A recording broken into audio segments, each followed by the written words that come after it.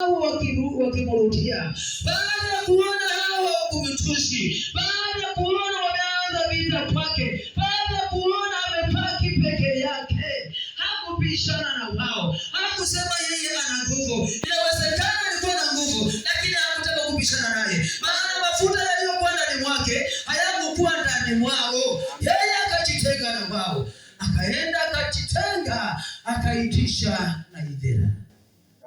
Kamwambia Yadari kwamba letee naivera. Yadari alifanya haraka sana kuleta naivera.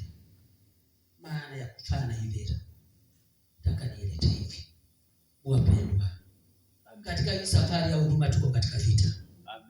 Katika hii safari tuna vita. Katika safari ya huduma tuna vita.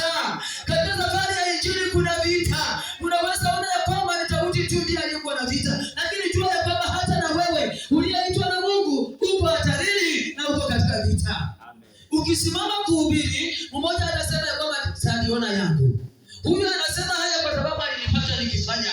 Anasema haya kwa sababu anataka nimulishe. Anasema haya kwa sababu anataka natumishi nimpe. Bwana asifiwe. Amen. Kuna vita katika safari ya huduma, wapendwa. Daudi akajitenga badala ya kuungana nao katika vita ili wamumalize, akaona ya kwamba ajitenge. Kwa hivyo aliitisha nini? Naivera. Alirudi kwa kuhani wa madhabahu.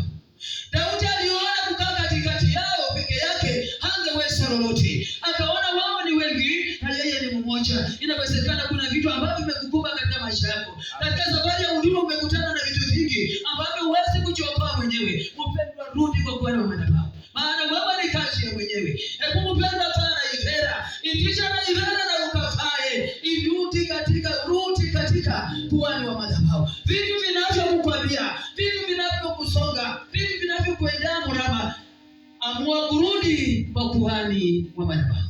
Amen. Ukirudia kuhani